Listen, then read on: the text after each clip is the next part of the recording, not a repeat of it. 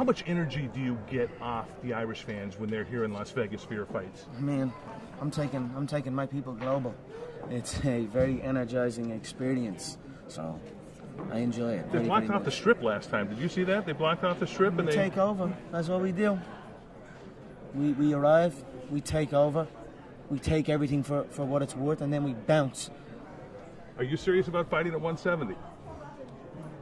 Yeah, I mean, I feel, we'll see how it goes. It's certainly another option. I do enjoy options. Floyd Mayweather's comments, I asked you about that and want to get your thoughts on what he said, certainly knowing the south side of Dublin and what it's like and where you grew up and what the Republic of Ireland means to you. His comments, did you take them personal? Do you think they were directed at you? It is what it is, but I just don't put my name in something like that. It is, what he's speaking rings true in many ways, but it has nothing got to do with me. Nothing got to do with my success. I am... Even, like I said, I'm dressed like El Chapo in his prime. I'm running this company like half a wise guy. But even up there, I have been influenced by his culture also. I have been influenced by many cultures. That right up there is my rap battle. That's a verbal onslaught. So I have taken from all cultures. I am a cultured man, and I hold no prejudice towards anyone. I simply look at all cultures and embrace all cultures, and that's what the human race should do. So that's me. So for him to put me in a bracket, although he didn't indirectly say it was me, but it still put my name in that situation. I did not take too kindly to that. So that's as simple as that, and that's pretty much all I've got to say on that whole thing. It is what it is, but I carry on. I know who I am, and I know who he is. He's done now. Let's be real here. It's over. He is gone now. So there's a new king in town. He's young, he's handsome, he's Irish, and he's already smoked Floyd by the time he's turned 27. So would you box him? Who knows what the future holds? Who knows what the future holds? I'm open to discussion, always. To box Floyd Mayweather Jr., not MMA rules. People always say, Floyd would win in a boxing fight, but the MMA guy would win in an MMA fight. Well, let's take out the sports. Let's take out rules. Who wins if we just fight? Me. That's it. So I don't care where or what or how. I'll go into that game, no problem. Like I said, I'm open to discussion. Options are a beautiful thing in the fight business. There are many, many options for me now. Like I said, I hold the key to this entire game. The game answers to me now. Good. Thanks. It's just a pure combat. Conor, given the tradition of sport in this country, we have a proud tradition of Gaelic games, soccer, rugby and all the rest. How does a young lad from Crumlin get into mixed martial arts? Well, I was no different growing up. I was always into football. Growing up where I'm from, there's two things you were known for. You were either good at playing football or you could fight. And I was no different. Fighting was always something I was interested in. Football was what I wanted to do. Football was my first dreams. I always dreamt of playing.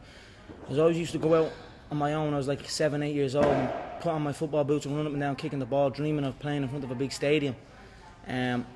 But just growing up then, I realised that I needed to be able to defend myself. Certain situations, I just wanted to be able to defend myself, and it led me to combat sport and studying different ways the human body moves. And I was like nearly a mixed martial artist without even knowing I was. You know what I mean? I just basically wanted to defend myself in any scenario, and I used to go from gym to gym, trying to learn different ways. When did you realise, at what age, that this was something you could carve out a career from? Well, I moved from Crumlin when I was 16, 17, and I was doing it. I was still playing football at that time. I was doing MMA, and I was doing boxing, I was doing this and doing that. But then I met a guy when I moved up to Lucan from Crumlin who was doing jiu-jitsu. Tom Egan, his name was. And I was doing some boxing at the time, some kickboxing. And around the same time, we started seeing the UFC on TV. And we just, every day in school, we'd talk about it. He'd show me some jiu-jitsu stuff. We'd be mess fighting in the class. I'd be showing him some boxing. He'd show me some submission moves. Eventually then I used to go up and stay up in his house up in Kildare. Literally stayed there the whole weekend. He'd teach me how to grapple. He'd teach me some techniques, and I'd teach him some techniques. And basically we'd fight at the end of it. Two little 16-year-old kids out the back of his shed, the concrete floor, and we basically punched the head off each other, really. And then that was that, and that was my first obsession with it, and I thought, like, I still didn't think I could do it. I was just kind of still in my thoughts was self-defense. I just wanted to be able to defend myself in any situation. Then he met my coach, John Kavanagh, my coach today, John Kavanagh, and found out that he had a proper gym. He also ran shows where you could actually compete properly. And that was it. The two of us went down, met John, and that was that. John showed us a different approach to combat sport, a different way of thinking, the professional way. You know what I mean? Even though we were in a little small shack, in a little hut, it was a professional approach to unarmed combat. And he introduced me to jiu-jitsu, which changed my whole approach and made me look at the finer details of combat. And then that was it. I was hooked. When I knew he had shows, I knew it was there. I knew I could get that ladder. You know, I knew I had something. I had a fascination with it. And even if it didn't, I couldn't shut it off. So I just rolled with it. Kept showing up every day. Got my ass whooped a couple of times. Whooped a couple of asses. Eventually, I became really good, and that's that. You keep mentioning there that you're doing this, or you had when you were starting out, you were doing it to defend yourself. Were you bullied when you were younger? I definitely wasn't bullied. I mean, I definitely wasn't bullied. But you know, as you're growing up and you're walking around, I used to live in a little estate, and when you explore outside that estate, you start meeting new people, and then fights would happen. Boys, you know what I mean? Young boys would fight, but it just stuck in my head a little bit more. When something like that happened, it was always in my head. I go back and think about it. I think about what happened, what position happened, and just think about things. I wasn't necessarily bullied or nothing like that. You know what I mean? Have my friends grew up. It's just Crumlin's a tough area. You know what I mean? It's just the way it was as growing up, but. It just probably, like maybe people might just went on with the day and forgot about it. Me, I just kind of sat back and thought about it a lot more, and it led me to the gym. This is your life, it's your job. Did you ever have, let's call it a normal job, Conor, a 9 to 5? Mm-hmm. Yeah, because the Irish thing is to get into a trade straight away. I was no different. As soon as I finished school, I was always getting pestered. What are you doing with your life? You're doing this, doing that. They didn't know what it was. They didn't know what MMA was. They didn't know what none of this. They didn't know I could make a career out of it. As far as they were concerned, my man and dad I'm talking about, as far as they were concerned, I was just getting into a cage and fighting with some other guy. They didn't know nothing about it. No one did, really. But I knew. You know what I mean? I knew. But and then I ended up getting a trade just to keep them quiet. Because I used to have a lot of fights with my dad. What trade did you get? I ended up getting a trade as a plumber. Literally up in the back arse of nowhere, up in the Wicklow Mountains. And funny enough, that site was one of the biggest sites in Europe. Kiltiernan. It was right at that skiing place. Huge. And now it's just abandoned. Now it's just deserted. So I used to go up there 6 o'clock, 5 o'clock in the morning. I was on that M50. I used to have to walk to the N4 about half an hour from my house, wait for some Limerick guy that I didn't even know. He'd drive on the M4 and I'd have to flag him down. Nightmare, yeah. 2 hours down on the M50, 2 hours back. Literally 14-hour days, and I was the first year, so I had to go and do everything. I had to go to the shop. I had to go and get this and get that. So I always had trouble with that, and I was like, this isn't for me. This is not for me. How long did you last? I lasted 18 months doing it, but it was tough, you know what I mean? It wasn't the life for me, you know what I mean? And then John said, because I was training with John as well at the time, and then John got in touch and says, I have a show, I'm running a show, I'd like to fight on it. And then that was it. I just packed it in, didn't show up. My dad used to come in and punch the head out me and like try and drag me out of bed, and I just wouldn't go, you know what I mean? I had uproar for a good few years with him over the ball. And that was it. I just packed it in, quit, and then focused on training. And I knew what was going to happen. I knew I was going to get here. They didn't. There's a lot of stressful years, you know what I mean? A lot of tough times. But I proved them wrong. I proved myself right. What makes you such a good fighter? I don't know. I'm just curious about it. It's never. I mean, it's in my head 24/7. There's nothing else I can think. I don't think about nothing else. And that's it. I'm just curiously fascinated with it, and I can't stop thinking about it. Everything I do in my life is related to this. I don't do nothing else if it's not got to do with fighting. You know what I mean? And that is why. You know what I mean? To be truly good at something, all you've got to do is show up. Is that not unhealthy? I don't know. Do I look unhealthy? Take a look at this physique. I'm in phenomenal shape, in body and mind. To me, what's unhealthy is living an unhealthy life. To me, what's unhealthy is getting up and going through the same day every day of your life, 9 to 5, in an office or in a, you know what I mean? That's unhealthy. That beats your mind. I don't work. I love what I do, and that's why I'm doing what I love. You know what I mean? That's why it's become a career for me, because I love it. I love what I do. So I don't think it's unhealthy. I feel good in my mind. I mean, it's my life. What has the last 6-7 months been like for you, Conor? A lot different. You know what I mean? Get a lot more spotlight is on now. I'm no different. I don't do nothing any different. I still come to the gym. There's people trying to get me to do this and get me to do that. But I know that in order to be successful at this game, it needs to be 24/7. I need to be living in this gym. And that's since this new facility, SBG Concord, has opened up. The setup now is I come here at 1, 2 o'clock in the day and I'm here till 10 o'clock at night. There's no outside distraction. There's no nothing. It's been crazy. The spotlight is on. The Irish public are watching. But it's what we planned. It's what we prepared. I knew I was going to be the person to bring martial arts to the public eye. And now it's happening. You know what I mean? There's two things I've learned from these. Correct, as you'd expect from EA Sports. So today I had my first ever MMA session. I've been a fan of the sport but never tried it before. Right. And what I'd like to know is, do you remember your first experience in MMA? And if so, could you tell us anything about it?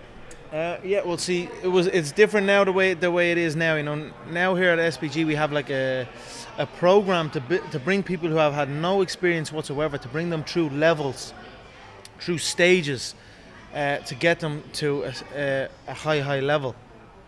Before, when I was starting out, it wasn't really like that. You know, we just kind of go from gym to gym. I learned how to box, learned how to kickbox, and then I came here to SBG, started learning how to grapple. But my first experience with MMA, I remember I came in and I was a little I used to box, used to kickbox, used to think I knew what I could do. I used to think I could fight.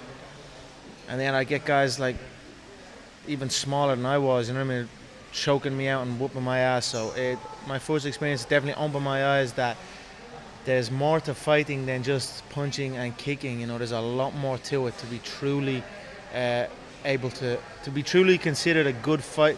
For me, what's considered, you know, to be considered a good fighter, if you're single in your discipline, if you can only box, if you can only kick, if you can only, to me, you're not there yet. You know, there's still a long way to go. And my first experience opened my eyes to that just because I can box or just because I can kick does not mean I can fight. You know, I'm still a long way ahead. So we've almost 2 weeks to go now to the big event, and just want to try and get an idea of what's going on inside Conor McGregor's head in the final run into something that you've been preparing for so long. There's nothing going on in my head. I'm just keeping calm. Right now, what's going on in my head is just my weight. I need to bring my weight down now. 2 weeks out, I'm starting to trim down as much as I can and get it down. But there's nothing really going on in my head. I'm just keeping calm, keeping composed. This is what I have prepared for. You know, I'm only back from Iceland. I had a whole 5 weeks to prepare for this circus that is fight week or fight month. You know what I mean? So I'm calm. There's nothing in my head except right now. My head. Probably food is in my head right now, yeah, because I have like a chicken salad, like chicken, spinach, and I have like hot sauce on it, some eggs, some avocado. It's actually delicious, yeah. It's out in the cars. I'm going to get that after this, yeah. Okay. A quick throwaway question here. Who would you like to play Conor McGregor in the Conor McGregor movie? Oh, wow, there's a question. I don't know, I haven't really thought about that. That's a good question. Who would I like to play? I don't know. I'd have to put some thought into that, but that'd be sweet. A film. I mean, to be in a game is, that's next level stuff. You know, to see a video game character is the craziest thing that I've ever. It's one of the craziest things that's happened to me on this journey so far. You know what I mean? So, but I don't know. A movie character, who knows? Okay, so it's the notorious Conor McGregor. Mm-hmm. Is there a story behind the notorious, or did you just go for I don't know. They just my coach John just called. I was getting into trouble, you know. I was running out the door when it was time to pay the fees, so to speak, you know. So they just came notorious, and then one time backstage when I was fighting, I came out to the song, the Notorious or something, and it just stuck. I don't know, it just stuck because I talk a lot. I get into a little bit of trouble. That's where it came from. And you mentioned your walkout music there.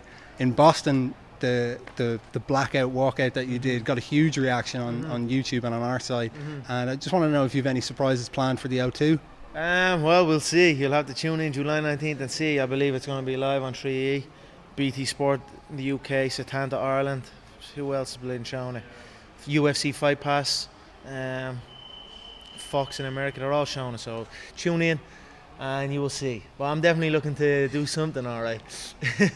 You talked with our colleagues last year in a quick interview, and you said that before your MMA journey really took off, you had a quick stint as a plumber. Yeah. Now, what I'd love to know is, does Conor McGregor ever get a call off his mates asking him to help him out when there's a problem with the drainage, or is that firmly something in the past? Nah, see, I was working on an industrial site, so I wouldn't really know too much about domestic, but I was just